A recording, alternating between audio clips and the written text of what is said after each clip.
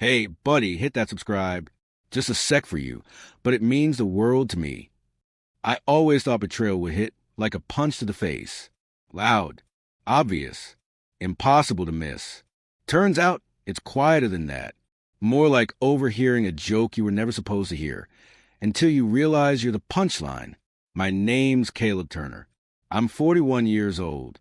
I run a private risk consulting firm in Chicago, corporate security, executive protection, digital threat analysis.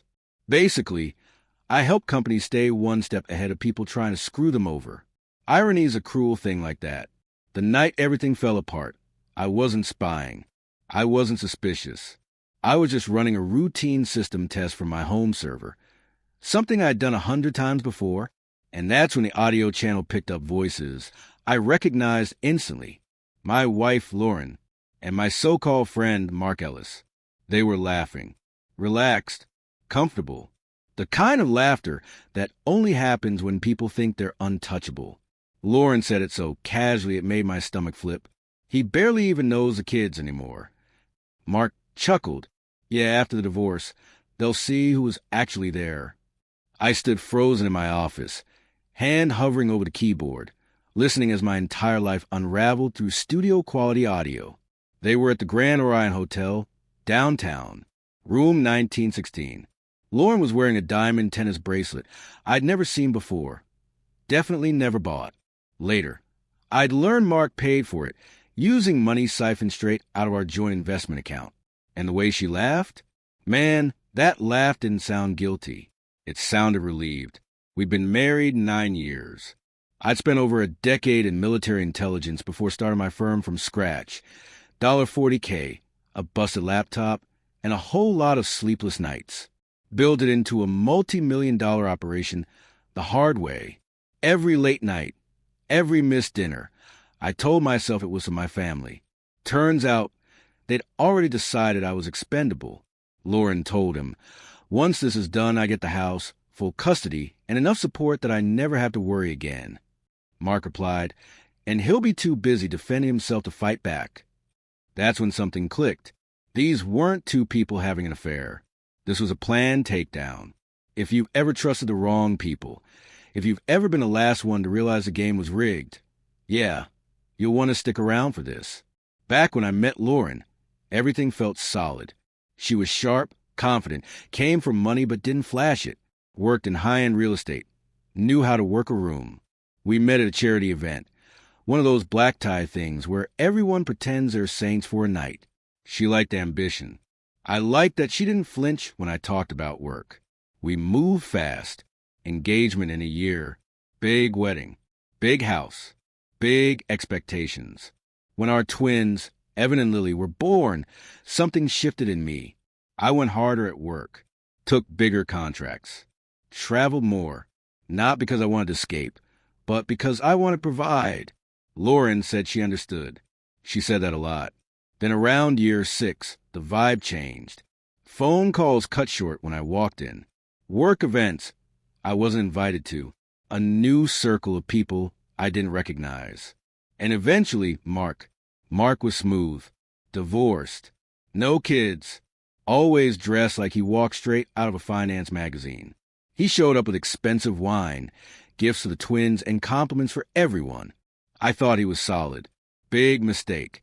Looking back, every question he asked me was a probe. Every compliment was camouflage.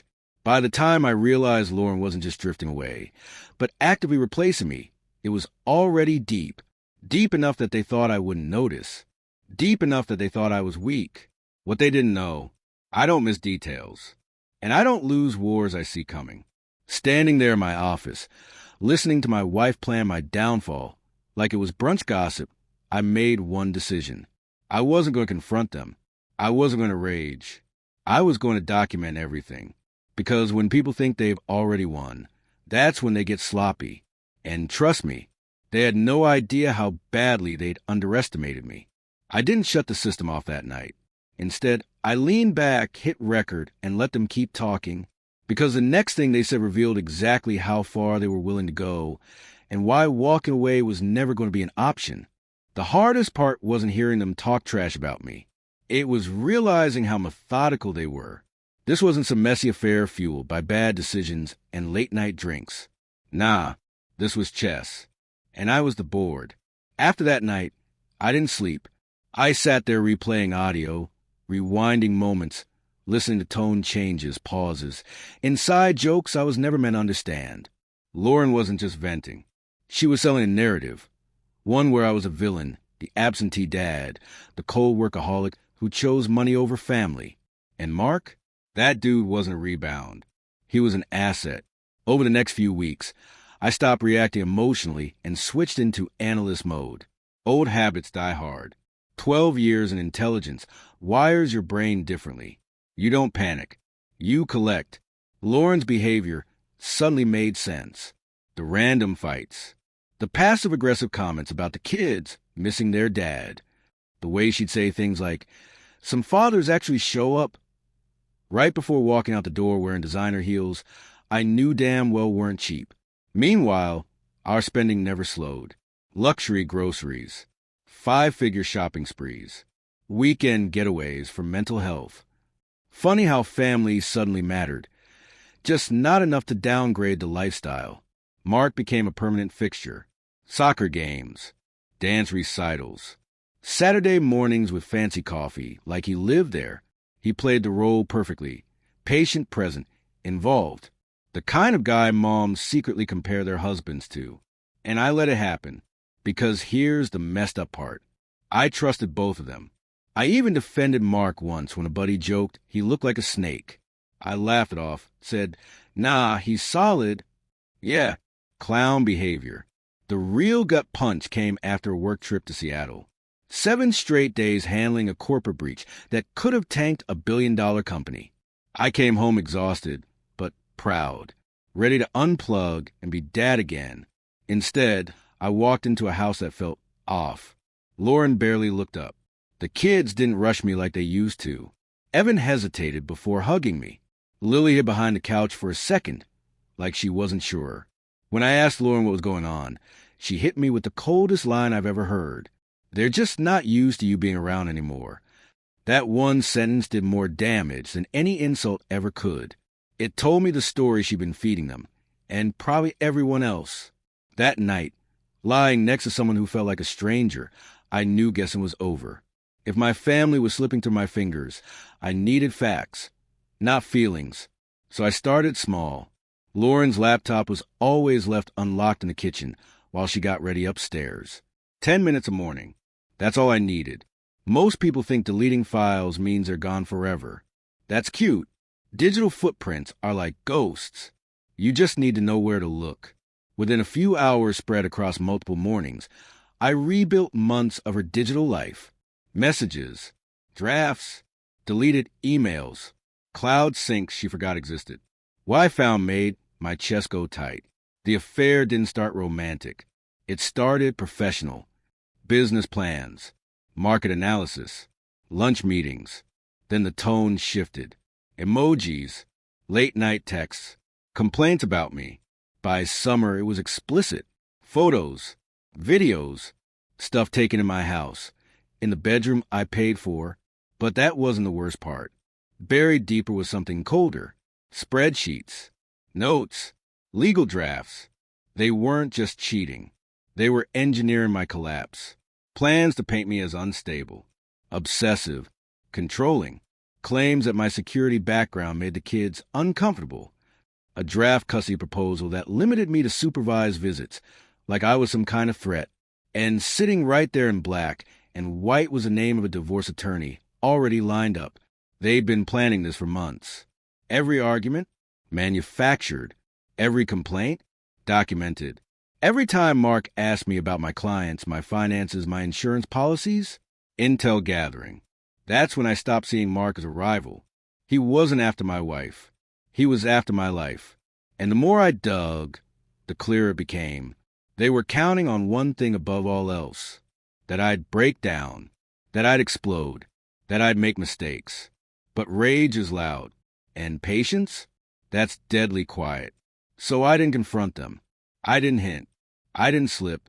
Instead, I upgraded. I started tracking patterns. Locations. spending, behavior shifts. Not because I wanted revenge, but because truth wins wars, not emotions. And just when I thought I'd uncovered the worst of it, I found a single reference buried in an old document, a sealed legal case, a name connected to Lauren's family that I'd never heard before. That was the moment I realized this wasn't just about divorce. This was about secrets powerful people thought were buried forever. I went into this trying to save my family. But after discovering what that sealed case was really about and who it protected, I knew the game had changed. Because if I was going down, I was taking every lie with me. Once I saw the reference to that sealed case, everything else stopped mattering. Affairs, divorce plans, even custody threats. Those were surface-level problems. This was rot under the foundation. The file wasn't obvious. No big red flags. Just a vague legal note tucked inside a draft Mark had emailed Lauren. Something about historical exposure and family risk if reopened. That's corporate speak for, oh damn, don't let this see daylight. Lauren's family had always carried weight. Political weight. Legal weight. The kind of power that doesn't show up on paper but opens doors, closes cases, and makes problems disappear. I'd never asked questions before. I didn't need to. I was too busy building a life. That was mistake number 100. I went digging the right way. Quiet, slow, off the grid. Old court databases. Archived news clippings. Financial disclosures that didn't line up. At first, everything hit dead ends. Sealed records. Redacted names. Missing transcripts. Classic cover your tracks behavior. Then I found it. A traffic case from 12 years back. One night, one crash. For victims, the official records were clean. Too clean. No trial. No public sentencing. Rehab mentioned once, then silence. The name attached to the case made my jaw tighten. Lauren's younger brother. According to fragments I pieced together, he'd been driving drunk, excessively, speeding through a residential area like it was a damn racetrack.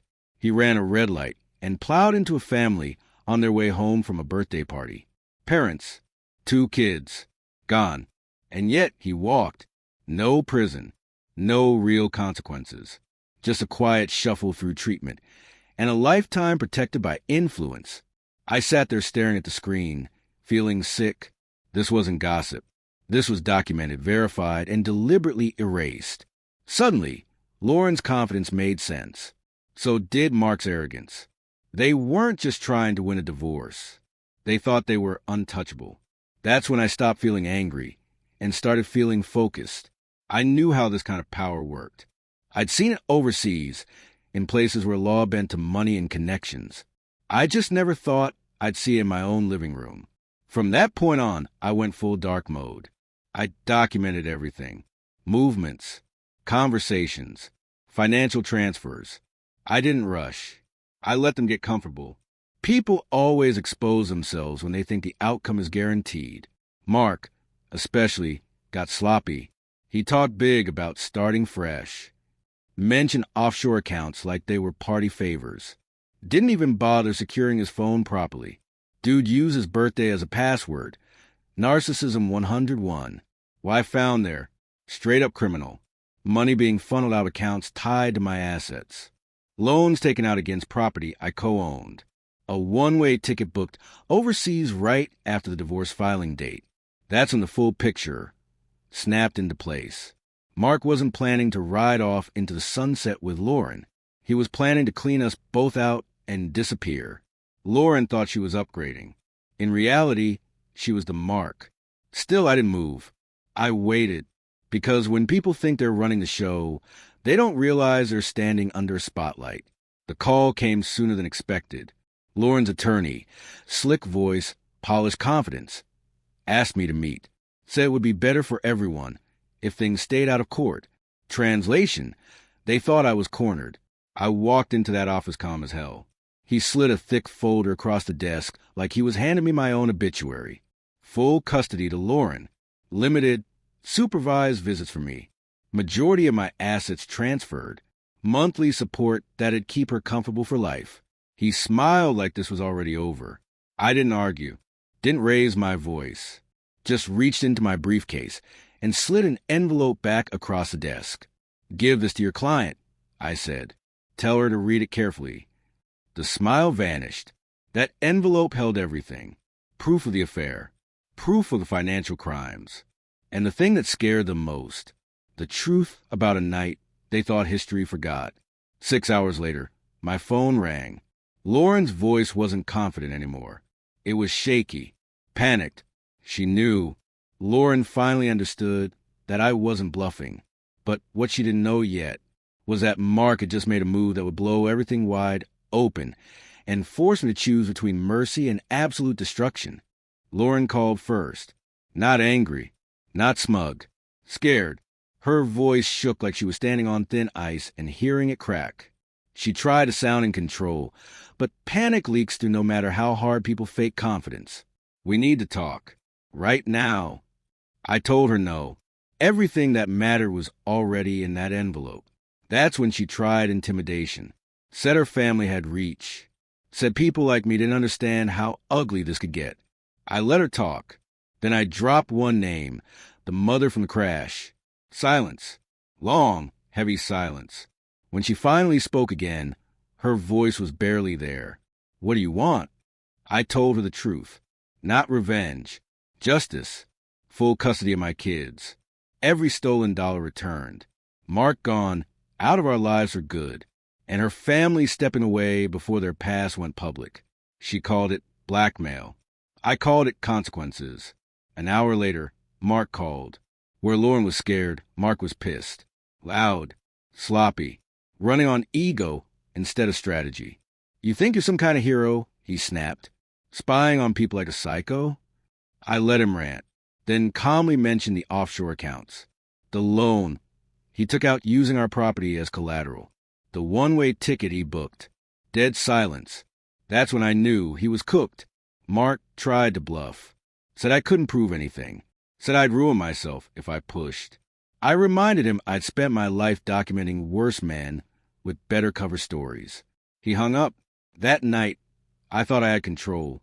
Turns out, desperation makes people unpredictable. By morning, everything blew up. Lauren called again, sobbing this time. Full meltdown. Mark was gone. Not just gone like ignoring texts. Gone. He drained every account tied to their future plans. Emptied business funds. Max credit lines. Vanished before sunrise. Left Lauren holding all the legal and financial heat. I checked my data feeds. His phone went dark at 2:11 a.m. Security cams in his building showed him leaving with one suitcase. Flight records confirmed it. Last-minute international ticket.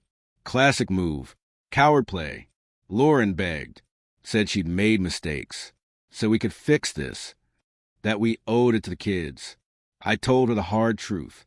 You don't fix a house after lighting it on fire. I made one call to an old contact who now worked financial crimes. Gave him everything. Account numbers. Timelines. Locations. The wheels move fast. Mark didn't get far. By the time he realized his money was frozen and his name flagged, it was already over.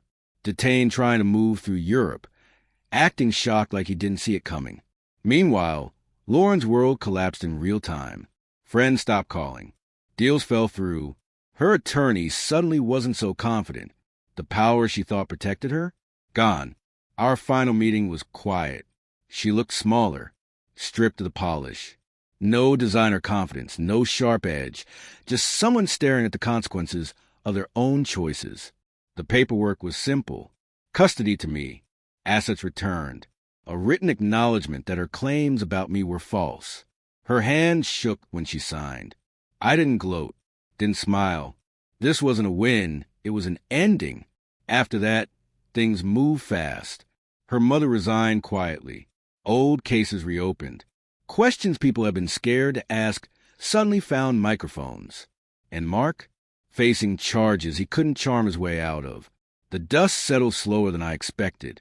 One evening, months later, I sat in my backyard watching my kids run to the sprinklers, laughing like none of this ever touched them. That's when it hit me. I didn't win by being louder. I won by being prepared. I thought the story was over once the papers were signed. But then I got a call that made my blood run cold because someone else had been watching everything. And they weren't done yet. That I used to think the hardest part would be the betrayal. Nah, the real shock hits after everything goes quiet. Once the court stuff wrapped and the headlines died down, there was this weird calm, like the silence after a storm when you're not sure if it's really over or just catching its breath. Lauren faded fast. The social circles that once treated her like royalty suddenly acted like they'd never met her. Phones went straight to voicemail. Invitations dried up. Deals vanished. Turns out, people love proximity to power until it's radioactive that Mark's situation was worse. He tried playing the victim angle. Claimed I framed him. Said he was being hunted by a jealous ex-husband. That story lasted about 5 minutes once the bank records, flight logs, and offshore transfers hit the table. Federal cases don't care about charm. He took a plea. Years behind bars. Every dollar clawed back. The same guy who once strutted around my living room like he owned the place was now just another inmate number. Karma doesn't rush, but when it shows up, it kicks the door in. Lauren tried one last move. She called late one night, voice soft, almost nostalgic. Said she'd been thinking about the kids. About how this didn't have to be so ugly. I cut her off. The time for conversations ended when she decided my life was negotiable. The kids adjusted faster than I expected. Kids are resilient like that. Evan got back into baseball. Lily turned the kitchen into an art studio. The house felt lighter, safer, like it finally exhaled. Business-wise?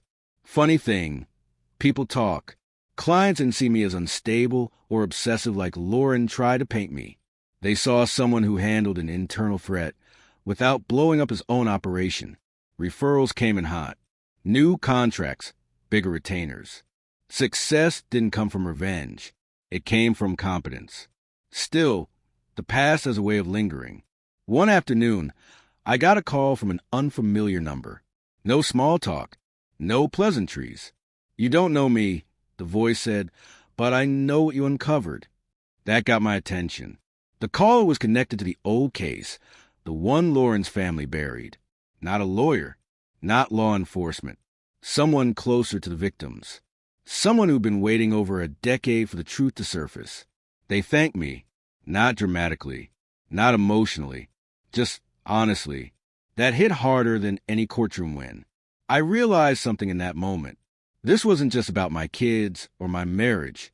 What I uncovered mattered beyond my own mess. And that's when I understood why the unease wouldn't leave. Because truth has ripples. And when it finally breaks through the surface, it doesn't just stop where you want it to. I thought closure would feel like relief. Instead, it felt like standing at the edge of something bigger. People always ask if I feel like I won. That's the wrong question. Winning sounds loud, flashy, like a victory lap. This didn't feel like that at all. It felt quiet. Months passed. No more lawyers. No more late-night calls. No more checking over my shoulder. Just school drop-offs, grocery runs, and bedtime routines. Real life, the kind I almost lost while I was too busy chasing stability instead of living it. Evan and Lily changed me more than anything else ever could. I stopped measuring success by revenue or contracts. I started measuring it by presence. Being there, coaching games, helping with homework, burning pancakes on Saturday mornings, and laughing about it instead of checking emails. Work didn't suffer. It got sharper. Turns out, when your life isn't on fire, you make better decisions. My firm grew, but I didn't let it own me anymore. I hired smarter, delegated harder, learned that control isn't about watching everything. It's about trusting the right systems. As for Lauren, she became a footnote. No dramatic downfall montage. No redemption arc. Just consequences. A smaller life than the one she thought she deserved. No spotlight. No safety net. Just reality. Mark's name popped up once in a legal update. Sentenced. Case closed. I didn't feel satisfaction reading it. Just confirmation. The thing nobody tells you about betrayal is this. It doesn't end when the betrayers fall. It ends when you stop letting it define you. I won't pretend I didn't play hard. I did, but I didn't cross lines. I didn't lie. I didn't manufacture evidence. I just let people walk straight into the truth they thought they'd buried. That's the lesson. You don't need to be ruthless to survive. You need to be aware. Because the scariest thing in the world isn't someone out to get you. It's trusting someone who already is. Now, when I sit in the backyard watching my kids laugh, there's no tension in my chest, no constant calculations, no feeling like the ground might give out, just peace. And peace? That's the real win. If you made it all the way through, you already know stories like this aren't about revenge. They're about preparation, patience, and protecting what actually matters. Sometimes the quiet guy isn't weak. He's just waiting. Thanks for listening.